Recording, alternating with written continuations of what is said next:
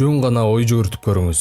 Биз рак оорусунан коркобуз. Албетте коркобуз. Эч ким онкологиялык оорулар менен ооругусу келбейт. Булар жөнүндө көп айтышат, бул оорулар менен бизди коркутушат. Жана элдер булар жөнүндө көп ойлонушат. Айрыкча орто жаштагылар жана жогору жаштагылар. Ал эми статистика эмне дейт? Статистиканы карап көрөлү. Статистиканы карасак, көбүнчө өлүмдөргө рак оорусу эмес, жүрөк кан тамыр оорулары себеп болот экен. Тактай кетсек, биринчи ирет рак оорусунан эмес, жүрөк жана жүрөк кан тамыр оорулары өлүмгө себеп болот экен. Дагы бир айта кетчү нерсе, рак оорусун дарылоо өтө кымбат, өтө оор жана кээ бир учурларда айыкпас болсо, жүрөк кан тамыр оорулары менен күрөшүү жана айыгуу оңоюраак жана тез болот. Бирок бул жөнүндө ойлонбойбуз. Айрыкча кыргыз калкы ушундай бардык нерсени кечигүү менен кылабыз. Сактанганды Кудай сактайт демекчи, өзүбүзгө өзүбүз камды эртерээк көрөлү, кыштын камын жазда көр дегендей. Демек, бизге жүрөк кан тамыр ооруларын дарылоо жана профилактика кылуу оңой жана арзанга түшөт. Анда эмне үчүн биз аларды кылбайбыз?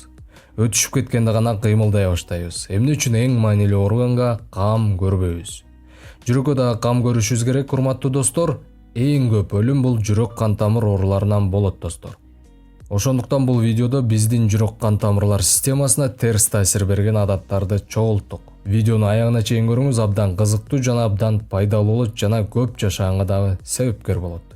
Биздин жүрөгүбүзгө түздөн түз таасир берген адат бул аз уктоо. Дайыма аз уктап, уйкунун жетишсиздиги.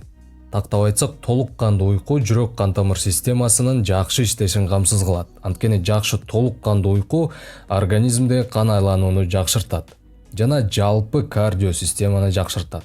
Норвегияда чоң изилдөө жүргүзүлгөн, ага 50 000 адам катышкан. Изилдөөнүн жыйынтыгы менен изилдөөчүлөр ким начар жана аз уктап жүргөн болсо, жүрөк кан тамыр ооруларына 2 эсе көп кабыларын аныкташкан. Бир гана жүрөк эмес, ден соолугубуздун башка жактарына дагы таасирин тийгизет. Кийинки жүрөгүбүздү талкалаган нерсе бул дайыма стресс болуу. Эмоционалдык жактан кайгырып, стресс боло берүү эң чоң терс таасир берүүчүлөрдүн бири. Иштин баары бул нерседе. Жакшылап угуңуздар. Психикалык чыңалуу учурунда адамда адреналин көп өлчөмдө бөлүнүп чыга баштайт. Бул артериялык басымдын жогорулоосуна алып келет. Андан кийин цепная реакция жүрө баштайт. Жөнөкөй тил менен айтканда, артериялык басымдын жогорулоосу бир нече сезгенүүлөргө алып келет. Тромбдордун көбөйүүсүнө жана кан тамырлардын жабыркашына. Бул инфаркттын пайда болуусун чакырат же инсультка алып келет. Стресс боюнча дагы изилдөө жүргүзүлгөн. Изилдөөнүн жыйынтыгы менен көбүрөөк жашаган адамдар булар эч качан стресс болбогон адамдар экен. Тынч жүргөн, айланасындагы адамдар дагы өзүнө окшош тынч, жоош жана ушундай адамдардын айланасындагы адамдар экен. Экинчи орунда стресске кабылып жүргөндөр, бирок алар стресске анча чоң эмес маани бергендер кириптир. Жөнөкөй тил менен айтканда, стресс болуп баштаса, стресс жөнүндө аз ойлонуп, оюн башка жака бура билген адамдар экен, достор. Үчүнчү орунда дайыма стресс боло бергендер экен, достор. Стресс болуп баштаса, паника болуп, үйгө жатып алып, стресстен башка эч нерсени ойлонбогон адамдар кириптир. Достор, эгерде үй бүлөңүздө кимде ким капа болуп жүрсө, стресс болуп жүрсө, жакын адамдарыңыз, жолдошуңуз же жубайыңыз стресске кабылып калса, аны колдоп, көңүлүн көтөрүп туруңуз. Бул өтө маанилүү, достор. Кийинки тамеки чегүү жана арак ичүү. Арак ичүү десек туура эмес болуп калат экен, спирт ичимдиктерин ичүү десек туура болот окшойт. Тамеки чегүү өмүрдү эң эле аз дегенде 10 жылга кыскартаары белгилүү. Зыяны бир гана өпкө үчүн эмес, кан тамырлар үчүн дагы зыян. Липиддик профилди начарлатат жана тромбдордун көбөйүүсүнө себеп болот. Ал эми алкоголдук ичимдиктерди ичүү өмүрдү 23 жашка кыскартат. Дагы бир айта кетчү нерсе, спирт ичимдиктери жүрөктүн клеткаларын бузат. Ал эми арак менен тамеки баарыбызга эле белгилүү болуш керек, зыян экен. Эгерде сиз тамеки чексеңиз, биздин тамеки тууралуу видеобузду көрүп коюңуз. Тамекини кантип ташташ керек, таштаса эмне болот, дене кандай өзгөрүүлөргө дуушар болот. Ошол жөнүндө кызыктуу маалыматтар бар. Эгерде сиздин жолдошуңуз же жубайыңыз тамеки чексе, дароо ошол видеону көргөзүп коюңуз. Пайдасы өтө чоң. Аны чай даярдабай эле көрсөңөр болот, аппетитиңер бузулуп кетиши мүмкүн. Кийинки бул көп отура берүү, орусча сидячий образ жизни деп коет. 21-кылымда мындай адамдар көп. Бул категорияга ошондой эле отуруу иштеген адамдар кирет. Көп кыймылдабай отура берүү зыян экенин баарыңыздар билет болушуңар керек. Ошондуктан буга көп токтолбойбуз. Түшүнүш үчүн кичинекей бир нерсени айта кетели. Адам кыймылда болгон кезде азоттун оксиди бөлүнүп чыгат денеде. Орусча оксид азота деп коет. Бул уникалдуу бирикме адамдын ден соолукта кармап турат жана айыктырат жана өмүрдү узартат.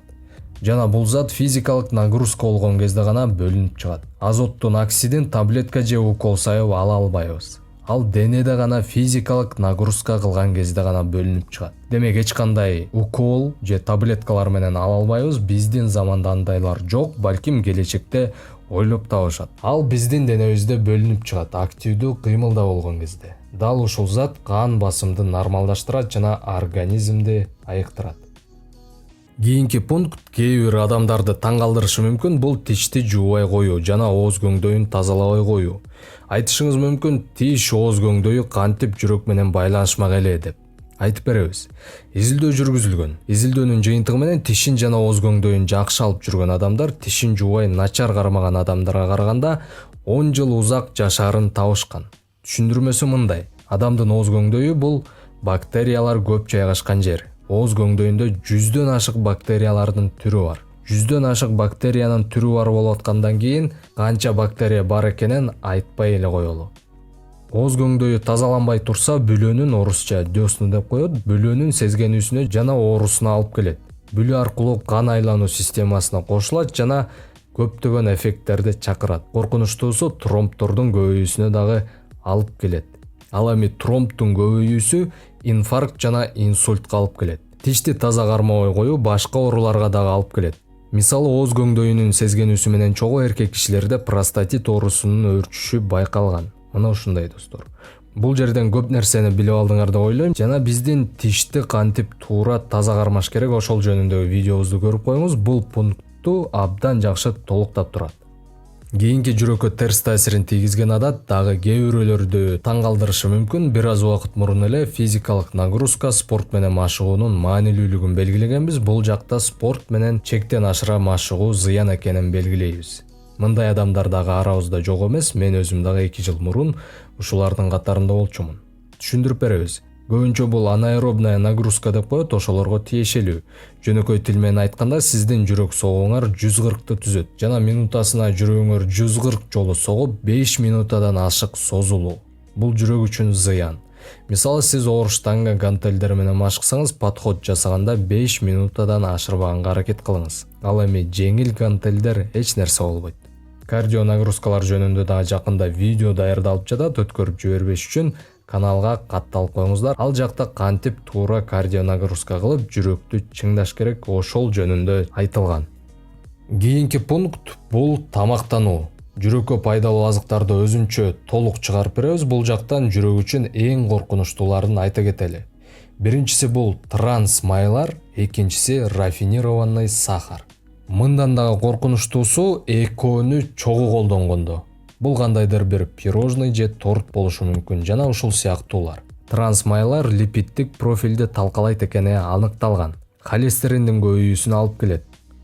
Рафинированный сахар деген толук тазаланган шекер деген мааниде. Айырмасын билиш үчүн тростниковый шекер деген бар, ал күрөң түстүү болот, тазалана элеги. Ал эми тазалангандан кийин ак түстү алат. Рафинированный шекер көп өлчөмдө кан тамырлардын сезгенүүсүн чакырат жана тромбторду көбөйтөт. Медиктер суткасына шекерди 40 граммдан ашык колдонбогонду сунушташат, жада калса андан дагы аз. Ал эми транс майларды колдонуу вообще сунушталбайт. Транс майлар деген кадимки эле табигый майлар химиялык процесстен өтүүсү. Бул процессти гомогенизация деп атайт. Бул учурда арзан, сапаты начар суюк майды алат жана аны катыган формага айландырат. Ал майлуу жана ошондой эле таттуу болушу ыктымал. Жана ар кандай кондитерлик жасалмаларга кошсо болот. Өнүккөн өлкөлөрдө транс майлар менен күрөшүү бир нече жылдан бери жүргүзүлүп келет. Жана транс майларды колдонгон мекемелер товардын упаковкасында транс майлар деп жазып коюшу шарт. Алып жаткан адам билиши керек кандай май кошулган нерсени алып жатат. Жана транс майларды көрүүчүлөрүбүзгө аз колдонууга чакырабыз.